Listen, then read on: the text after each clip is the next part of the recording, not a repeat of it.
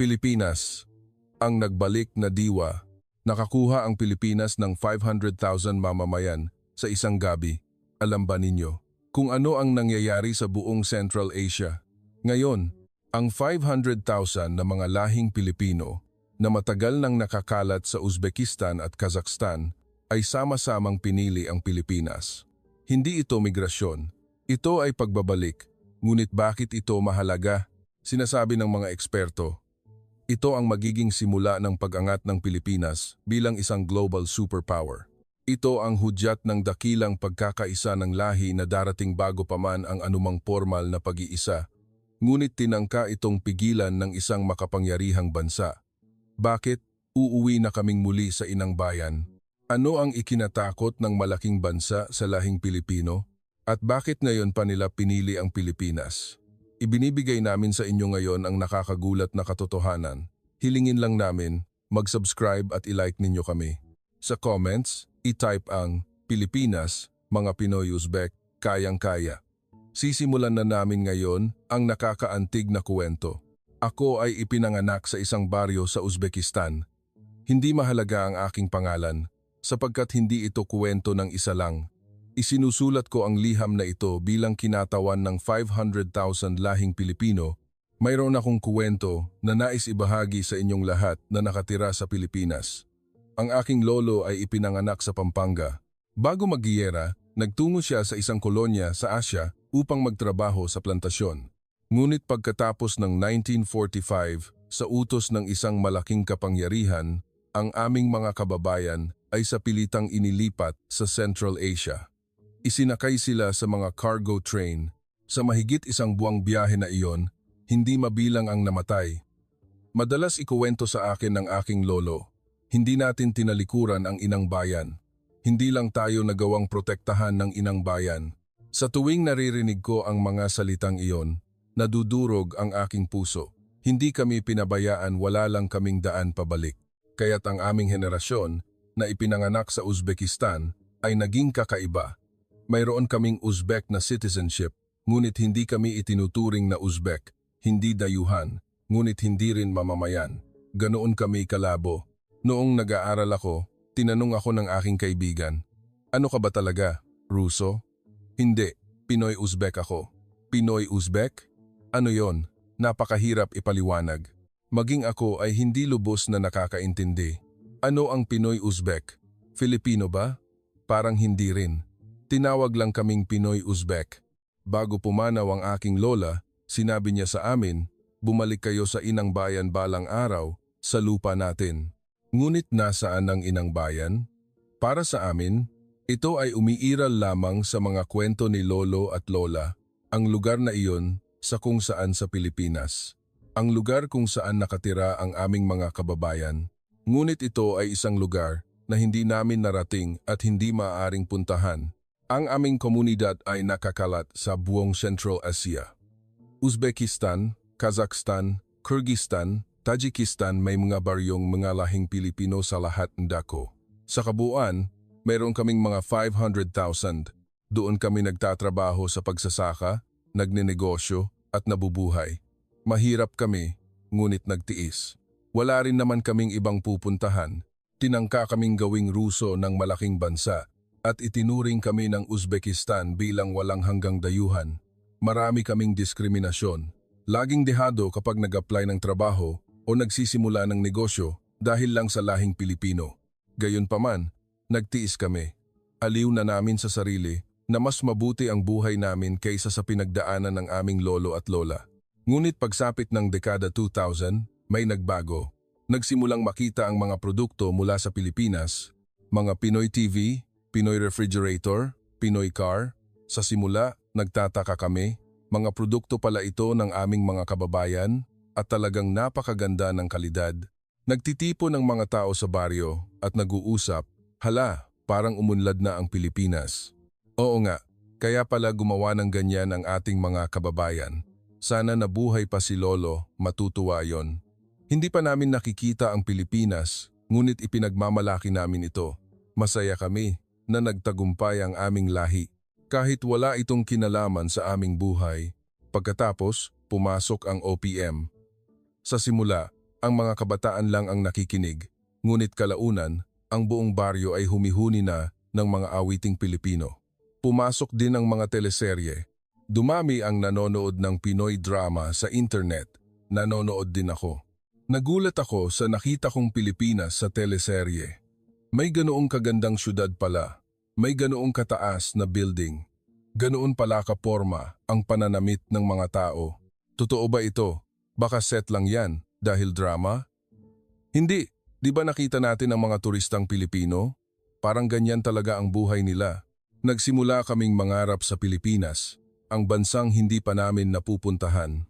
Oo, ang inang bayan na pinapangarap ni Lola. Ang inang bayang iyon ay naging bansa na ngayon na pinapangarap namin.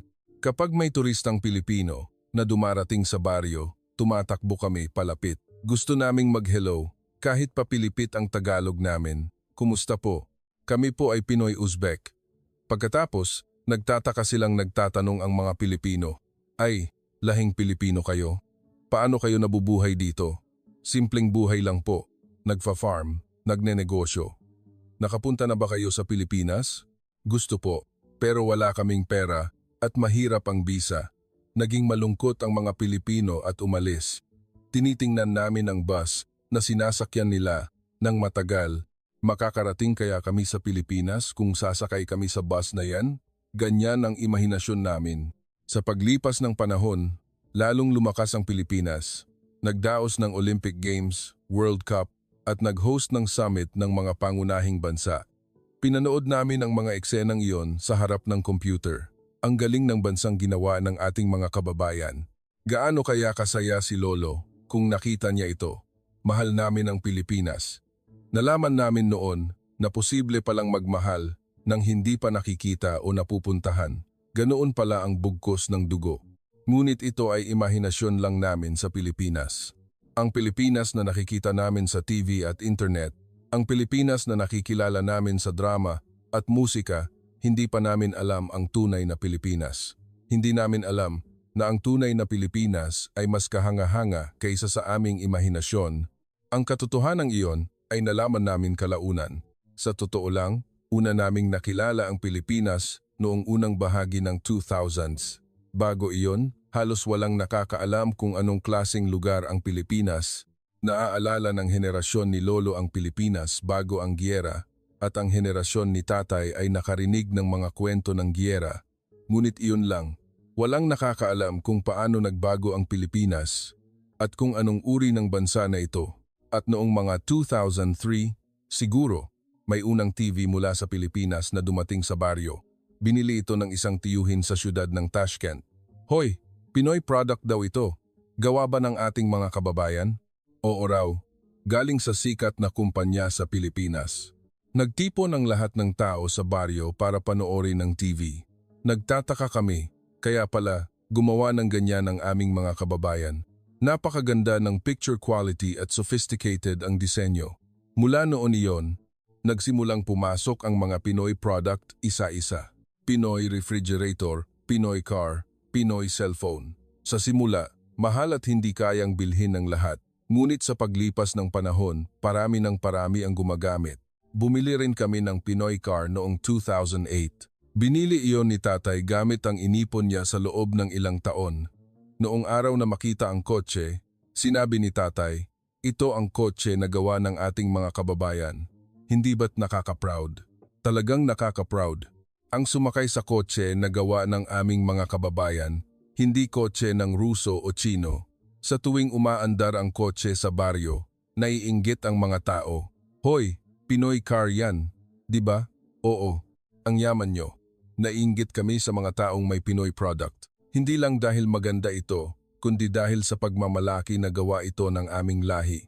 Ngunit ang tunay na pagbabago ay nagsimula pagkatapos ng 2010. Nagsimulang pumasok ang Pinoy music. Sa simula, ang mga kabataan lang ang nakikinig, nanonood ng music video sa internet, ginagaya ang kanta, ginagaya ang sayaw. Ganyan ang aking pamangkin. 16 taong gulang siya. At araw-araw siyang nakikinig sa kanta ng sikat na Pinoy singer. Kabisado niya ang lahat ng lyrics kahit hindi siya marunong magtagalog. Tito, pakinggan mo ito. Ang cool, Anong cool dyan? Lahat. Maganda ang kanta, maganda ang sayaw, at ang gaganda, gagwapo ng mga tao. Sa simula, hindi ko maintindihan. Sabi ko, music lang yan para sa mga bata. Ngunit sa paglipas ng panahon, ang buong baryo ay naging addict sa Pinoy music. Kung pupunta ka sa cafe, Pinoy music ang tutugtog, maririnig mo rin ang Pinoy music sa tindahan. Maging ang mga pintapong anyos na tiyuhin ay nagsimula ng humuni. Hala, parang narinig ko na ang kantang ito. Pinoy song po yan, tito. Sikat na sikat ngayon. Ah, ganoon pala. Binabago ng musika ang mga tao. Ang interes sa Pilipinas ay sumabog. Nagsimulang mag-aral ng Tagalog ang mga kabataan at naghanap ng mga Pinoy drama. Noon ko unang napanood ang Pinoy drama, isang drama na ipinakita sa akin ng aking pamangkin.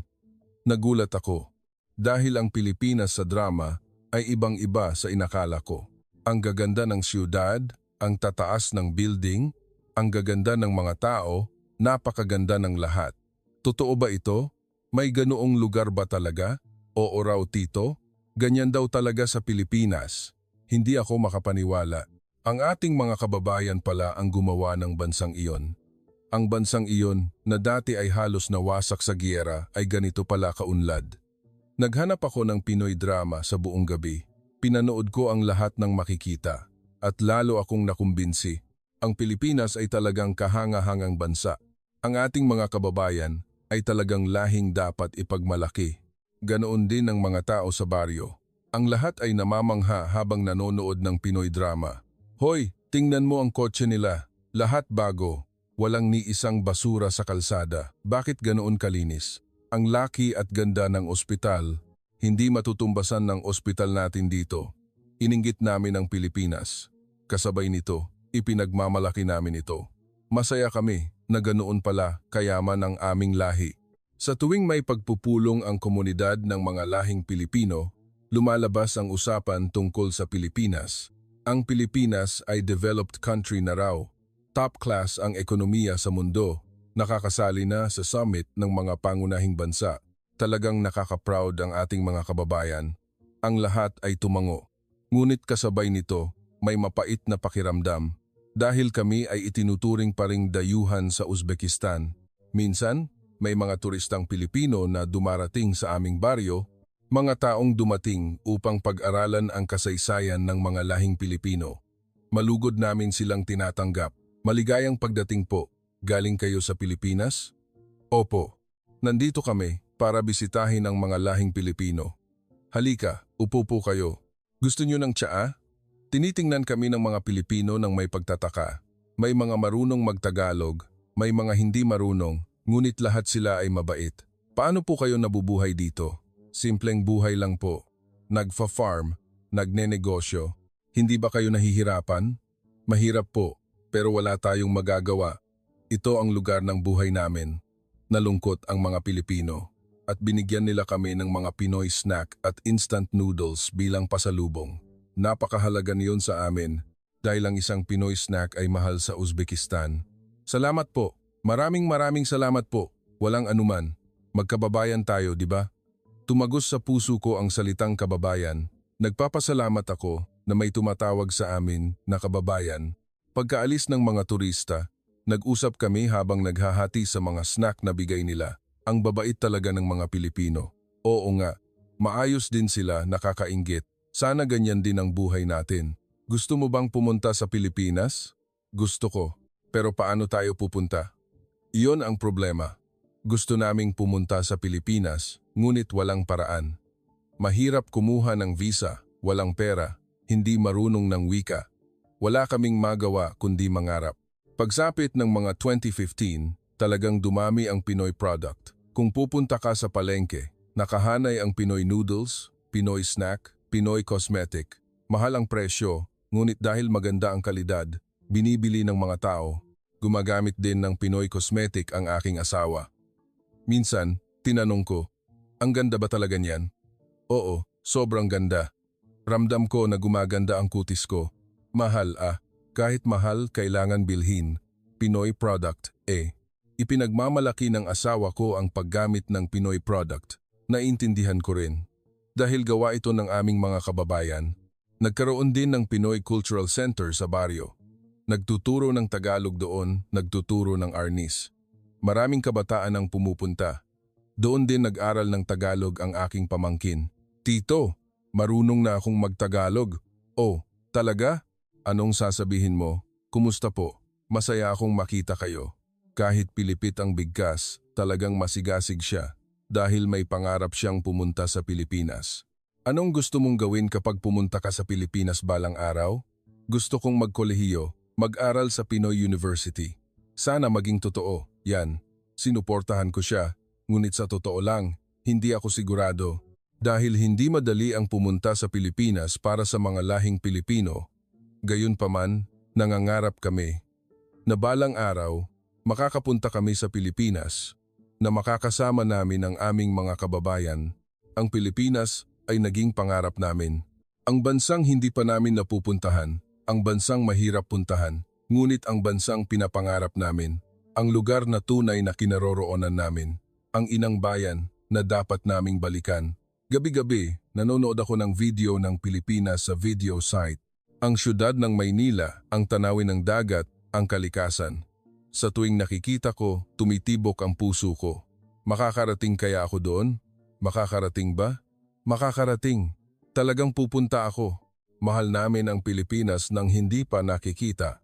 Hindi namin direkta naranasan ang Pilipinas. Ngunit ito ang aming inang bayan. Ang Pilipinas na naramdaman namin sa drama, sa musika, sa produkto iyon, ang lahat ng alam namin. Ngunit hindi namin alam na ang tunay na Pilipinas ay mas kahanga-hanga kaysa sa inakala namin. Dumating ang pagkakataon noong 2018. Nagkaroon ng tinatawag na programa ng pagpapalitang pangkultura ng mga lahing Pilipino.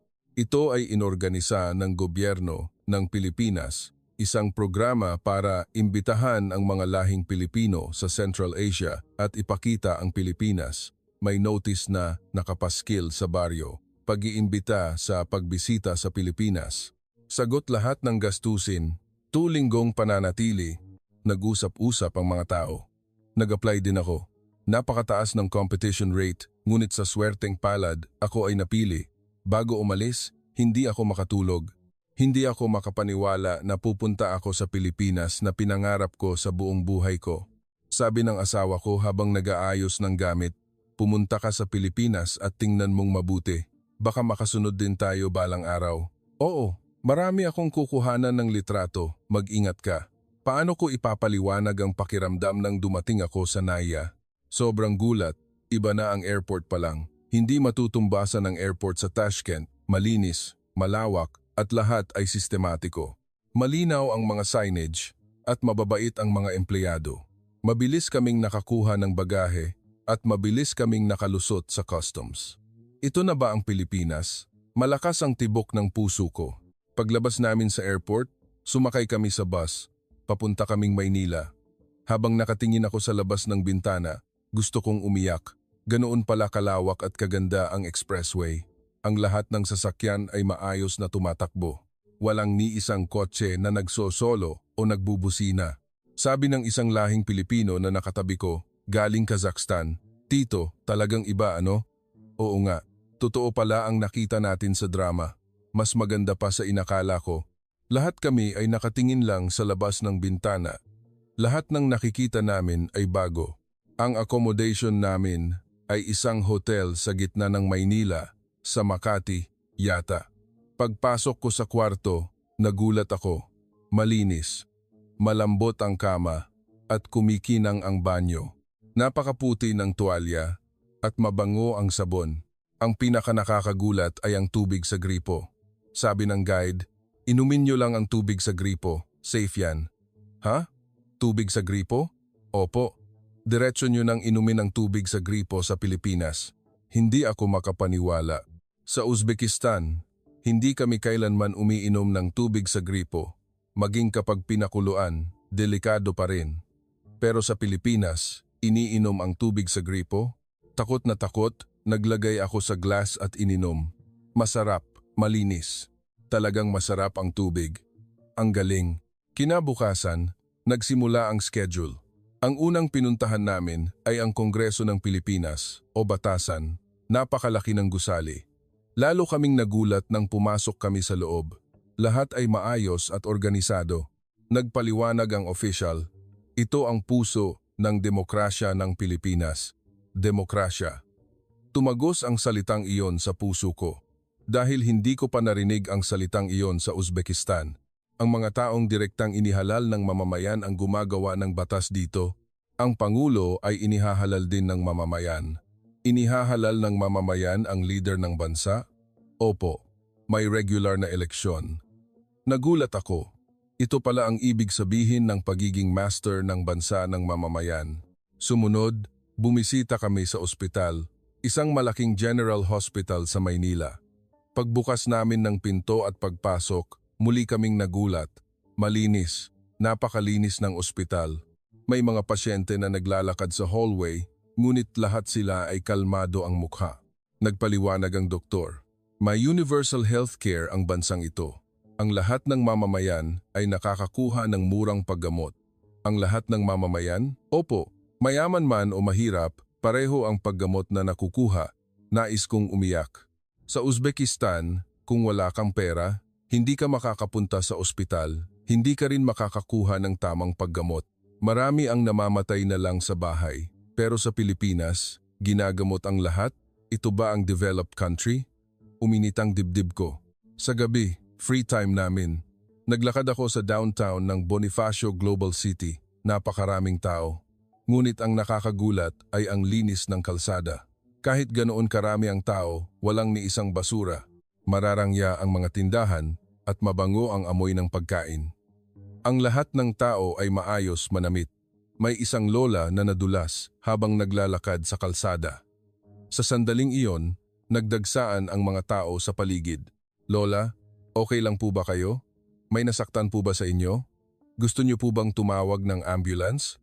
Hindi sila magkakilala, ngunit lahat sila ay nag-aalala at tumulong. Sa Uzbekistan, malamang ay dadaan lang sila. Dahil wala silang pakialam sa iba, ngunit iba ang mga Pilipino. Sabi ng kasama ko, ang babait talaga ng mga tao rito. Hindi lang mabait, iyan daw ang normal. Dito raw sa Pilipinas, iyan ang basic. Basic? Iyan ang basic? Sa ika-4 na araw, bumisita kami sa headquarters ng isang malaking Pinoy corporation. Napakalaki ng gusali. Pagpasok ko, libu-libong tao ang nagtatrabaho. Ang lahat ay nakatutok sa trabaho, nakakabilib. Nagpaliwanag ang representative. Ang aming kumpanya ay world class. Ang lahat ng semiconductor, smartphone, at home appliance namin ay world class. Ang galing. Marami sa mga cellphone na ginagamit ninyo ay produkto ng aming kumpanya, totoo. Gumagamit din ako ng smartphone ng kumpanyang iyon. Nakaka-proud na ang kumpanyang ginawa ng aming mga kababayan ay ganito kalaki. Binisita rin namin ang research center. Masigasig na nagde-develop ng kung ano ang mga siyentipiko. Dito namin nire-research ang mga bagong teknolohiya upang pangunahan ng Pilipinas ang mundo. Kailangan naming magpatuloy sa research. Pinapangunahan ng Pilipinas ang mundo? Siyempre, pinapangunahan na namin ang maraming field. Tumagos ang salitang iyon sa dibdib ko. Pinapangunahan pala ng Pilipinas ang mundo. Sa ika-5 araw, bumisita kami sa paaralan, isang high school sa Maynila. May class ang mga estudyante. Lahat sila ay nakatutok at masigasig na nagtuturo ang teacher. Sabi ng principal, malaki ang investment ng bansang ito sa edukasyon. Nagsisikap kami na bigyan ng pagkakataon ang lahat ng bata. Ang lahat ng bata? Opo. Mayaman man o mahirap, pareho ang pag-aaral na nakukuha. Sa Uzbekistan, ang mga bata lang ng mayayaman ang nakakakuha ng tamang edukasyon. Kung mahirap ka, hindi ka makakapunta sa paaralan. Ngunit iba ang Pilipinas, isang bansa na nagbibigay ng pagkakataon sa lahat. Sa oras ng tanghalian, tiningnan ko ang canteen ng estudyante. Talagang napakaganda ng pagkain, mataas ang nutritional value at marami ang serving. Araw-araw bang kumakain ng ganyan ang mga estudyante? Opo, mura lang ang lunch fee at marami rin ang paaralan na nagbibigay ng libre. Ang gaganda ng kinakain ng mga bata na ito habang lumalaki. Kaya pala malakas ang Pilipinas. Sa ika-6 na araw, sumakay ako sa LRT, MRT. Malinis, komportable ang upuan, at tama ang temperatura. Eksakto ang announcement. Susunod na istasyon, Cubao. Cubao. Maayos ang pagsakay at pagbaba ng mga tao. Walang nagtutulakan o sumisigaw. May priority seat din. Hindi umuupo doon ang mga kabataan. Nang sumakay ang isang lola, tumayo ang isang binata at nagbigay ng upuan. Ay okay lang iho, upo ka. Hindi po lola, kayo na po. Ito ba ang Pilipinas? Isang bansa na nagmamalasakit sa mahihina. Sa gabi, nagpunta ako sa park sa tabi ng ilog. Maganda ang panahon. Nagbibisikleta ang mga tao, naglalakad, kumakain, kumikinang ang tubig ng ilog. Napakaganda ng night view. Umupo ako sa bench at matagal na tiningnan. Nanaginip ba ako? Sabi ng kasama ko, Tito, hindi ba tayo pwedeng tumira rito? Gusto ko. Talagang gusto ko. Pero may paraan kaya? Hindi ko alam. Kailangan nating magtanong. Seryoso kami. Ayaw na naming bumalik sa Uzbekistan. Talagang napakabilis lumipas ng 2 linggo. Sa gabi ng huling araw, nagkaroon ng farewell party. Lumabas ang official ng gobyerno ng Pilipinas at nagbigay ng speech. Sana ay naging masaya ang oras ninyo. Ang mga lahing Pilipino ay aming mahalagang kababayan. Kababayan. Muli ang salitang iyon. Nagpatuloy ang official. Kung kailanman gusto ninyong pumunta sa Pilipinas, makipag-ugnayan lang kayo. Tutulungan namin kayo. Ang mga salitang iyon ay parang pag-asa. Sa bus papunta sa airport, lahat ay tahimik. Ayaw naming umalis. Sabi ng isang tao, ang Pilipinas ay mas maganda kaysa sa inakala ko. Oo nga, totoo pala ang nakita natin sa drama. Hindi, mas maganda pa sa drama, ang lahat ay tumango. Habang nakatingin ako sa labas ng bintana, naisip ko, ang Pilipinas ay ang bansang pinangarap namin. Ngunit ito ay mas maganda pa sa pangarap, malinis, ligtas, maayos, at mababait ang mga tao. Higit sa lahat, isang bansa na nagpoprotekta sa mahihina, ginagamot ang mga may sakit, pinag-aaral ang mga mahihirap na bata, at iginagalang ang matatanda. Ito ang tunay na inang bayan. Uminit ang dibdib ko. Sa eroplano pabalik sa Uzbekistan, nagdesisyon ako. Pupunta ako sa Pilipinas. Sa anumang paraan, pupunta ako sa Pilipinas. Hindi lang ako ang nag-iisip niyan. Ang lahat ng kasama ko ay iyon din ang iniisip. Pagbalik namin sa Tashkent, lahat ay iba ang tingin. Mukhang luma ang airport pa lang, marumi ang kalsada, at mukhang pagod ang mga tao. Ilang araw lang ang nakalipas, normal lang ito, ngunit pagkatapos makita ang Pilipinas, lahat ay kakaiba ang pakiramdam. Pagpasok ko sa bahay, sinalubong ako ng asawa ko. Kumusta? Maganda ba ang Pilipinas? Maganda? Hindi lang maganda ang sapat na salita. Ipinakita ko ang mga litrato. Ang gaganda ng syudad, ang tataas ng building, ang night view. Namangha ang asawa ko. Totoo pala ang nakita natin sa drama. Mas maganda pa sa drama. Totoo. Sana makatira rin tayo doon. Ganoon din ang iniisip ko. Kinabukasan, nagkaroon ng pagpupulong sa hall ng baryo. Isang lugar kung saan ikukuwento ng mga nagpunta sa Pilipinas ang kanilang karanasan. Mga 50 katao ang nagtipon. Una, nagsalita si Mr. Tanaka na galing Kazakhstan. Ang Pilipinas ay talagang kahanga-hanga, ang pinakamalinis at pinakaligtas na bansa na nakita ko sa buong buhay ko. Nakinig ang mga tao, nagpunta rin ako sa ospital, at hindi matutumbasan ng bansa natin. Ginagamot daw ang lahat ng mamamayan. Kahit walang pera, totoo po. Mayroon daw. Universal healthcare. Sinisiguro ng bansa ang paggamot ng mamamayan. Nag-ingay ang mga tao. Hindi sila makapaniwala. Sumunod ako. Nakita ko ang headquarters ng malaking corporation sa Pilipinas. Libu-libong tao ang nagtatrabaho. Ipinagmamalaki ko na ang ating mga kababayan ang gumawa ng world-class na kumpanya. Nagpalakpakan. Ngunit iba ang pinaka-nakakaantig.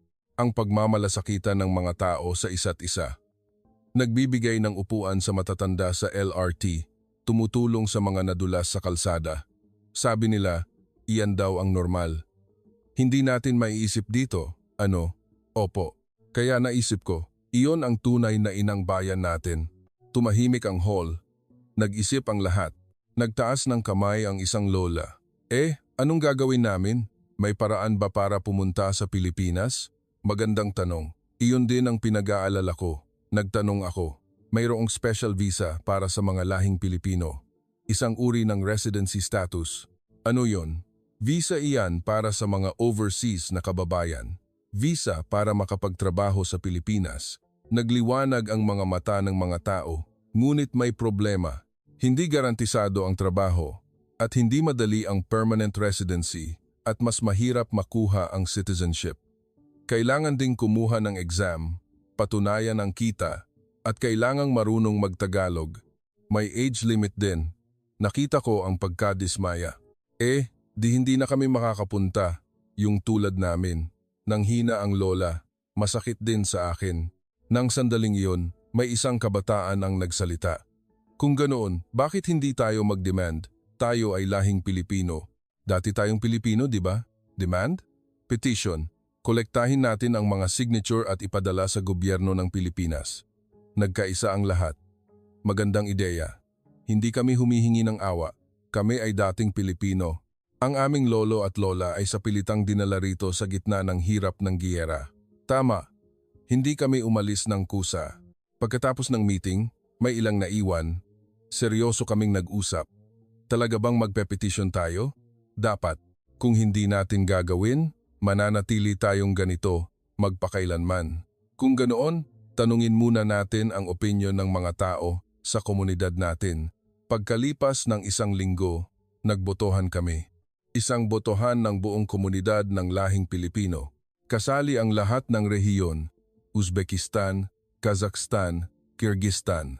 Simple ang tanong, sumasang-ayon ba kayo sa pagbabalik sa Pilipinas? Ang resulta ay overwhelming. 98% ang sumang-ayon. Nangangahulugan iyon na 490,000 sa 500,000 lahing Pilipino ang gusto ang Pilipinas. Hindi lang ito simpleng migrasyon, ito ay pagbabalik. Pagbalik sa lupa ng aming ninuno, sinimulan namin ang paggawa ng petition letter. Mahalagang ayusin ang pananalita. Hindi dapat mukhang humihingi kami ng awa. Marami kaming draft na ginawa para sa gobyerno ng Republika ng Pilipinas. Kami ay mga lahing Pilipino na nakatira sa Central Asia. Kami ay napunta rito dahil sa sapilitang paglilipat sa gitna ng hirap ng giyera. Ang aming mga ninuno ay ipinanganak at lumaki sa Pilipinas. Naglingkod sila para sa inang bayan, ngunit walang kapangyarihan ang inang bayan na protektahan kami. Mahabang panahon ang lumipas. Ngayon, lumakas ang inang bayan, naging developed country. Gusto naming bumalik sa inang bayan na iyon. Hindi kami humihingi ng welfare. Magtatrabaho kami. Magbabayad kami ng tax. Gagawin namin ang aming tungkulin bilang mamamayan. Huwag niyo kaming subukan. Turuan niyo kami. Handa kaming matuto. Hindi kami immigrant. Kami ay umuuwi. Napaiyak ako habang binabasa ang petition letter. Hindi lang ako, lahat ng kasama ko, umiiyak. Sinimulan namin ang signature campaign. Naglibot kami sa mga baryo at nangolekta ng signature. Masaya ang mga tao na pumirma.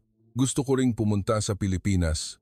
Sana makatira man lang ang mga apo ko sa Pilipinas. Ang inang bayan, na matagal, nang pinangarap ni Lolo, nanginginig ang kamay ng mga matatanda habang pumipirma. Malakas namang sumulat ng pangalan ang mga kabataan. Sa loob ng isang buwan, nakolekta ang 400,000 signature. 400,000 sa 500,000 lahing Pilipino ang pumirma. Napakalaking bilang, mayroon ding nakakatuwang nangyari habang nangongolekta ng signature. Sa isang baryo sa Kazakhstan, may lola na mahigit 100 taong gulang ang lumabas para pumirma. Lola, nahihirapan na kayo, hindi na sana kayo lumabas, ayos lang.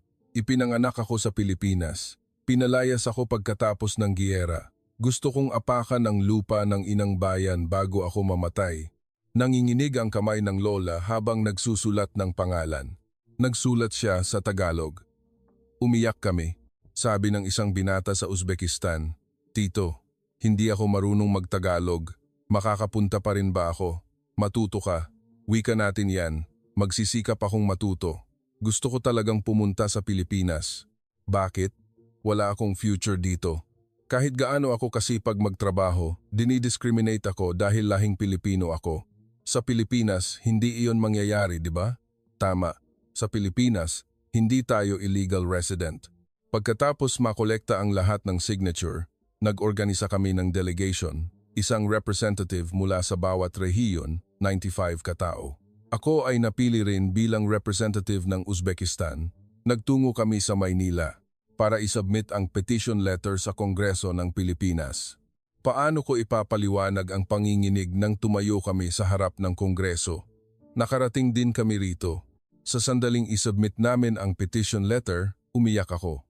Dokumento iyon na naglalaman ng 400,000 signature. Papel iyon na naglalaman ng matinding hiling ng 400,000 tao. Sabi ng official ng Kongreso habang tinatanggap, pag-aaralan namin itong mabuti. Pakiusap po. Seryoso kami. Naiintindihan po namin. Kaya, nasubmit namin ang petition letter. Nagdaos din kami ng press conference. Maraming Pinoy media ang dumating. Ako ang nagsalita bilang representative. Kami ay narito bilang kinatawan ng 500,000 lahing Pilipino. Gusto naming bumalik sa Pilipinas. Hindi migrasyon, kundi pagbabalik. Ano ang dahilan kung bakit pinili ng mga lahing Pilipino ang Pilipinas? Tanong ng isang reporter. Hindi dahil sa pang-ekonomiya. Hinahanap namin ang kalayaan, karapatang pantao at rule of law. Ang Pilipinas ay ang bansang natupad ang mga iyon. Maaari po bang maging specific? Sa Pilipinas, ginagamot ang mga may sakit. Nakakapag-aral ang mga mahihirap na bata. Iginagalang ang matatanda. Pinoprotektahan ang mahihina. Hindi ba iyan ang developed country? Nag-notes ang mga reporter. Hindi kami gustong maging pasanin. Magtatrabaho kami. Mag-aaral din kami ng Tagalog. Magbabayad kami ng tax. Gagawin namin ang tungkulin bilang mamamayan. Kung tatanggihan ng gobyerno ng Pilipinas, ano ang gagawin ninyo? Magdedemand kami ng magdedemand. Hindi kami susuko. May karapatan kaming bumalik. Pagkatapos ng press conference, may mga Pilipino na lumapit. Sinusuportahan namin kayo. Sana ay matupad ito. Magkababayan tayo, kaya dapat lang tanggapin ang babait ng mga salita. Pabalik sa accommodation, sabi ng kasama ko, Tito, magtatagumpay kaya tayo? Hindi ko alam, ngunit ginawa natin ang lahat. Pero kinakabahan pa rin ako. Kinakabahan din ako. Ngunit ginawa na natin ang lahat ng kaya natin. Hindi ako nakatulog noong gabing iyon. Sa labas ng bintana, nakikita ko ang night view ng Maynila, kumikinang na ilaw. Makakatira kaya ang 490,000 sa amin doon? Tinawagan ko ang asawa ko. Kumusta? Nasubmit na namin ang petition letter. Nag-press conference na rin. Mabuti naman. Pagod ka na, mahal? Oo. Maghihintay na lang kami. Sana maganda ang resulta. Gusto ko ring mangyari yan. Gusto kong palakihin ang mga apo natin sa Pilipinas. Sana nga, pinatay ko ang tawag at muling tumingin sa labas ng bintana. Kami ay pumili. Pinili namin ang Pilipinas. Ngayon, ang Pilipinas naman ang pipili sa amin.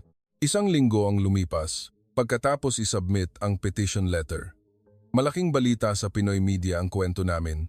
Lumabas sa TV News at sa mga dyaryo. Ang public opinion ay pabor sa amin. Dapat tanggapin ang mga lahing Pilipino. Magkababayan sila, kaya dapat lang. Marami ring comment na sumusuporta. Siyempre, may mga tumututol, ngunit mas marami ang sumasang-ayon. Ngunit may problema na lumabas. Nagsimulang kumilos ang isang malaking bansa. Sa simula, tahimik lang. Walang reaksyon. Kaya, kampante kami. Parang wala namang pakialam ang malaking bansa. Akala namin, mali kami. 2 linggo pagkatapos isubmit ang petition letter, naglabas ng pahayag ang Ministry of Foreign Affairs ng malaking bansa. Ang mga lahing Pilipino sa Central Asia ay kabilang sa populasyon na nasa ilalim ng impluensya ng malaking bansa. Ang unilateral na pagtanggap ng Pilipinas ay maaaring makasira sa stability ng rehiyon. Anong ibig sabihin nito? Parang sinasabi na pag-aari kami ng malaking bansa, nagkaroon ng tensyon sa baryo. Bakit nakikialam ang malaking bansa? Hindi naman tayo mamamayan nila. Nakakatakot. Paano kung pigilan tayo ng malaking bansa? Nag-alala ang mga tao. Ganoon din ako. Pagkalipas ng ilang araw, mas seryoso ang nangyari. May mga official ng gobyerno ng Uzbekistan ang pumunta sa baryo. 3 itim na kotse ang pumasok at tumigil sa harap ng hall. Nagtipon ng mga tao sa baryo. Sabi ng official, nabalitaan naming nagpetisyon kayo. para bumalik sa Pilipinas kamakailan. Opo, tama po. Iyon ay hindi katanggap-tanggap para sa paninindigan ng gobyerno ng Uzbekistan. Bakit po? Sarili po naming desisyon iyon. Mga mamamayan kayo ng Uzbekistan. Ang sama-samang pag-alis ay maaaring ituring na act of betrayal. Betrayal? Nagalit ako. Kami na tinrato bilang dayuhan sa buong buhay namin, ngayon tatawagin kaming traitor? Lumabas ako. O na pong taon na kaming nabuhay dito. Kami ay tiniis ang diskriminasyon sa panahong iyon. Mahirap makahanap ng trabaho, mahirap magnegosyo, laging may takot. Ngayon, sasabihin ninyo, traitor kami?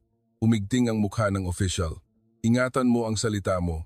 Binigyan kayo ng Uzbekistan ng lugar na matitirhan. Ang lugar na sa pilitan kaming dinala, sasabihin nyo, binigyan kami, nagkaroon ng tensyon. Pigil hininga ang mga tao. Nagbabala ang official. Kung sama-sama kayong aalis, may posibilidad na maapektuhan ang mga lahing Pilipino na naiwan. Mag-isip kayong mabuti. Threat, malinaw na threat. Pagkaalis nila, nag-ingay ang hall. Anong gagawin natin? Baka totoo na magkaroon ng problema, nakakatakot. Anong magagawa natin kung nakialam na ang gobyerno? Susuko na lang ba tayo? Nagsimulang mag-alangan ang mga tao. Nang sandaling iyon, tumayo ang isang matanda. Mahigit 80 taong gulang, mga kaibigan. Ganyan din noong hinarap ng ating ninuno ang hirap. Tinatakot sila. Papatayin ang pamilya, susunugin ang baryo. Gayunpaman, lumaban ang ating ninuno. Tumahimik ang hall. Kung matatakot tayo ngayon, mananatili tayong ganito magpakailanman, pati ang mga apo natin. Kung ayaw nating mangyari iyon, magpakita tayo ng tapang ngayon. Nanginginig ang boses ng matanda. Ngunit malakas. Pupunta ako sa Pilipinas. Gusto kong apakan ang lupa ng inang bayan bago ako mamatay. Nagpalakpakan. Tumayo ang mga tao. Tama, huwag tayong susuko. Tama ang lolo. Ituloy natin hanggang dulo. Nagbago ang kapaligiran. Ngunit lalong lumala ang sitwasyon. May balita mula sa Kazakhstan. May mga official din ng gobyerno ang nagpakita doon. Pareho ang threat, ganoon din sa Kyrgyzstan. Sabay-sabay na nangyari ang pressure sa buong Central Asia. Sino ang nag-utos? Malinaw ang sagot. Ang malaking bansa. Pinilit ng malaking bansa ang mga bansa sa Central Asia. Pigilan ninyo ang mga lahing Pilipino na pumunta sa Pilipinas. Bakit ganoon katindi ang ginawa ng malaking bansa? Hindi ko maintindihan, hindi naman kami mamamayan nila. Nalaman namin kalaunan, nababawasan ang populasyon ng malaking bansa, mababa ang birth rate at umaalis ang mga kabataan, kaya gusto nilang dalhin ang mga tao sa Central Asia sa kanilang bansa. Kasali rin ang mga lahing Pilipino. Gusto ng malaking bansa na gawing mamamayan nila ang mga lahing Pilipino, kaya tinangka nilang pigilan kaming pumunta sa Pilipinas. Pagkalipas ng isang linggo, may mas nakakagulat na balita ang dumating. Sa pilitan daw kaming bibigyan ng citizenship ng malaking bansa. Ano? Sa pilitan? Oo. Bibigyan daw ng citizenship ng malaking bansa ang lahat ng lahing Pilipino. Wala tayong pahintulot? Oo raw. Imposible iyon. Gusto kaming gawing mamamayan nila nang walang pahintulot namin. Nagalit at nanginginig ang komunidad ng mga lahing Pilipino. Nagkaroon ng emergency meeting. Nag-video conference ang mga representative ng bawat rehiyon. Sabi ng representative ng Uzbekistan, sobrang over na ang ginagawa ng malaking bansa. Malinaw na human rights violation ito. Nagpatuloy ang representative ng Kazakhstan. Araw-araw, may mga official ng malaking bansa na pumupunta sa baryo namin. Pinipilit kaming kumuha ng citizenship. Ganoon din sa amin. Anong gagawin natin? Nagsuggest ang isang batang representative. Maglabas tayo ng declaration. Ipaalam natin sa international community. Declaration? Opo. Na hindi tayo mamamayan ng malaking bansa, na Pilipino tayo. Matapang na suggestion, dahil direktang kalabanin ang malaking bansa. Hindi ba delikado? Delikado. Ngunit kung hindi natin gagawin, mananatili tayong nakatali sa malaking bansa magpakailanman. Nagdesisyon ang lahat, nagbotohan kami. Overwhelming ang sumang-ayon. Gumawa kami ng declaration letter. Kami, ang 500,000 lahing Pilipino, ay nagdedeklara. Hindi kami mamamayan ng malaking bansa. kami ay Pilipino, tinangka kaming sa pilitang bigyan ng citizenship ng malaking bansa. Tinatanggihan namin ito. Pinili namin ang Pilipinas ng malaya. May karapatan kaming bumalik sa inang bayan. Inaapela namin sa international community. Tulungan niyo kami. Inilabas namin ang declaration letter. Unang nagbalita ang Pinoy media. Pagkatapos, sumunod ang foreign media. Kinuha ng world media ang kwento namin. Mga lahing Pilipino sa Central Asia lumalaban sa pressure ng malaking bansa. 500,000 lahing Pilipino, pinili ang Pilipinas. Malaking bansa, tinangkang sa pilitang bigyan ng citizenship ang mga lahing Pilipino, nagkakontrobersiya. Nagsimulang magbigay ng atensyon ang international community. Naglabas ng pahayag ang mga human rights organization. Igalang ang kalayaan sa pagpili ng mga lahing Pilipino. Ang sapilitang pagbibigay ng citizenship ay human rights violation. Nagpahayag din ng pag-aalala ang UN Human Rights Committee. Nagpanik ang malaking bansa. Hindi nila inaasahan ang reaksyon. Akala nila matatapos ito ng tahimik, ngunit naging international issue. Nagpaliwanag ang spokesperson ng Ministry of Foreign Affairs ng malaking bansa. Gusto lang namin na bigyan ng mas magandang buhay ang mga lahing Pilipino. Suggestion lang iyon, hindi coercion, ngunit walang naniwala. Nagpahayag din ang gobyerno ng Pilipinas. Iginagalang namin ang malayang pagpili ng mga lahing Pilipino. Handa ang Pilipinas na tanggapin ang aming mga kababayan. Sa wakas, naging kakampi namin ang gobyerno ng Pilipinas. Kumalat ang pag-asa sa baryo. Poprotektahan tayo ng Pilipinas. Hindi na makikialam ang malaking bansa. Mananalo tayo. Naghiyawan ang mga tao. Ngunit hindi agad sumuko ang malaking bansa. Lalo nilang pinatindi ang pressure. Madalas na nagpapakita ang pulis sa baryo ng mga lahing Pilipino sa ngalan ng investigasyon. Kayo ba ay nagbabayad ng tax ng tama? May business permit ba kayo? Wala bang illegal resident? Tinangka nilang maghanap ng butas. May ilang pinagmulta. May mga kinansela ang business permit. Gusto nila kaming takutin, ngunit hindi kami sumuko. Sa halip, lalo kaming nagkaisa. Nagtulungan kami sa bawat baryo. Tumulong sa mga pinagmulta. Tumulong sa mga na-block ang negosyo. Magtiis tayo. Konting tiis na lang, makakapunta na tayo sa Pilipinas. Huwag tayong susuko. Isang buwan ang lumipas. Lalo itong naging mahirap para sa malaking bansa. Masama ang international public opinion. Ayaw nilang makriticize dahil sa human rights issue. Dagdag pa rito, patuloy na nagpahayag ng paninindigan ang Pilipinas. Ang mga lahing Pilipino ay aming mga kababayan.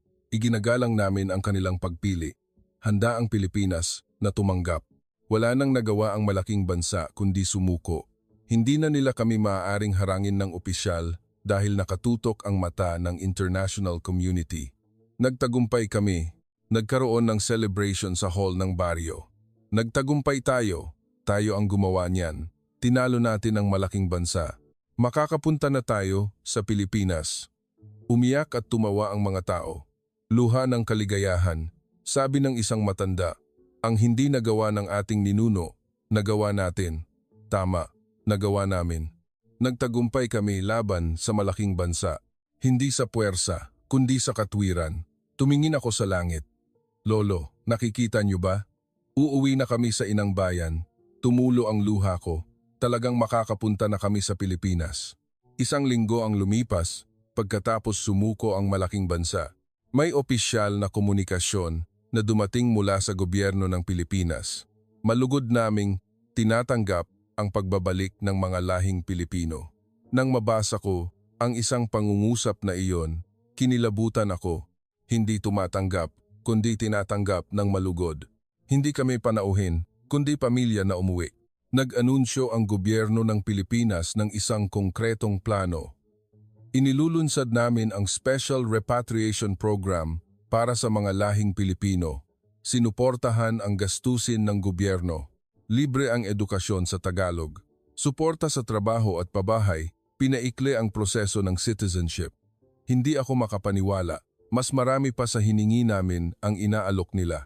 Nagkaroon ng emergency meeting sa hall ng baryo. Sa wakas, talagang pupunta na tayo sa Pilipinas. Parang panaginip. Totoo ba ito? Lolo at Lola, nakikita niyo kami. Umiyak ang mga tao, luha ng kaligayahan. Ngunit kasabay nito, may takot din. Makaka-adapt kaya tayo sa Pilipinas? Mahina ang wika ko at matanda na ako. Ayos lang kaya? Marami ang nag-aalala, sabi ng isang lola. Dito na lang kaya ako, matanda na ako, hindi ako marunong magtagalog, baka maging pabigat lang ako. Sumakit ang puso ko. Sabi ko, Lola, ang Pilipinas ay bansa na gumagalang sa matatanda. Nakita ko mismo, nagbibigay sila ng upuan sa LRT, mabait sila sa ospital. At, Lola, apo kayo ng taong naglingkod para sa pag-unlad ng bansa, di ba? Nirerespeto ng Pilipinas ang mga ganoong tao. Kailangan nating pumunta ng sama-sama. Tumango ang lola. Pinunasan ng luha. Nagsimula ang paghahanda para sa pag-alis. Nag-impake ng gamit ang bawat pamilya. Inaayos namin ang buhay na tinirhan namin sa loob ng 80 taon. Maraming itinapon. Napakaraming hindi maaaring dalhin. Ang litrato ni Lolo, ang lumang liham, ang kalawangin na medalya iyon lang ang inilagay namin. Mga bagay na nagkukuwento ng aming kasaysayan. Umiyak ang asawa ko habang nag-iimpake. Dito na tayo tumira ng buong buhay. Nakakalungkot umalis. Ako rin, pero ito ang tama. Hindi naman tayo taga rito sa simula pa lang. Oo nga, uuwi tayo. Tama, hindi kami umaalis. Umuuwi kami. Nagtipon ang mga tao sa baryo at nagpaalam.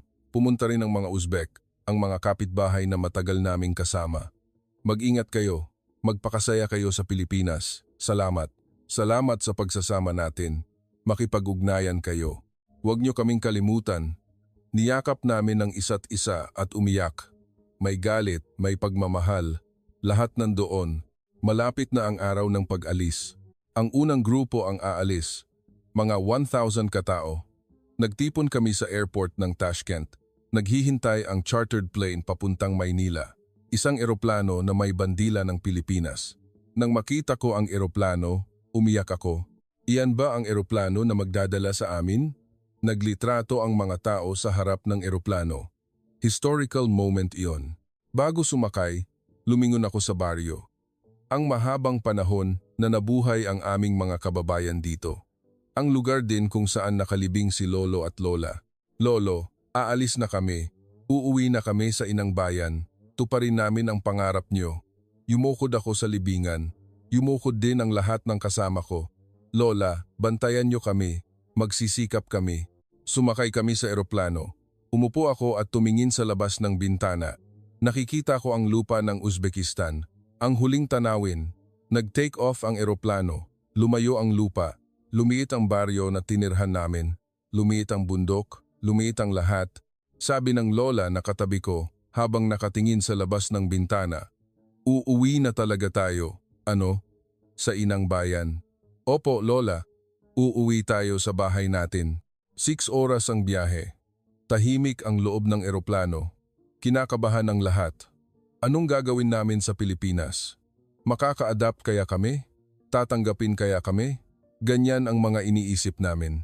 Lumapit ang flight attendant. Malapit na po tayong dumating sa NAIA Manila. Malakas ang tibok ng puso ko. Pagtingin ko sa labas ng bintana, nagsimulang makita ang lupa ng Pilipinas. Ayan ang Pilipinas.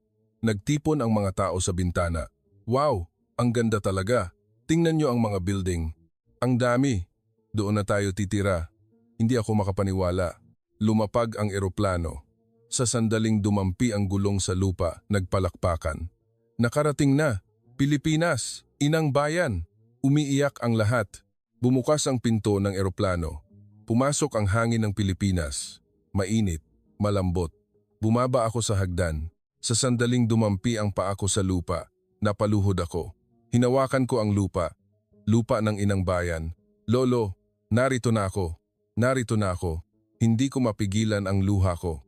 Umiiyak din ang mga tao sa paligid ko. May mga humalik sa lupa.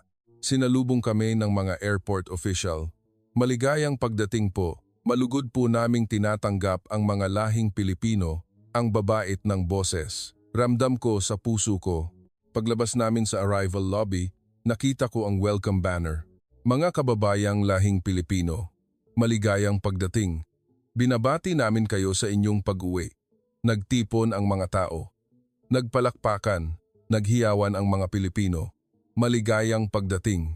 Malugod po kaming tinatanggap kayo. Magkasama tayong mamuhay ng maayos. Uminit ang dibdib ko. Kami ay tinatanggap. Hindi bilang pabigat, kundi bilang pamilya. Lumapit ang isang babae at nagbigay ng buke. Ang lola ko ay lahing Pilipino. Namatay na siya. Ngunit laging ikinukuwento niya ang inang bayan. Ngayon, pumunta ako sa halip na siya. Salamat po. Maraming salamat po. Umiyak ako habang tinatanggap ang buke. Sumakay kami sa bus papunta sa accommodation. Sa labas ng bintana, nakikita ko ang Pilipinas. Ang gaganda ng syudad, ang tataas ng building, ang maayos na mga sasakyan. Ito ang atin. Dito na tayo titira. Hindi ako makapaniwala. Ang accommodation ay isang apartment na inihanda ng gobyerno. Malinis, kumpleto ang furniture, at inihanda rin ang mga gamit sa bahay. May pagkain din sa refrigerator. Nakakaantig na ganoon pa ang ginawa nila.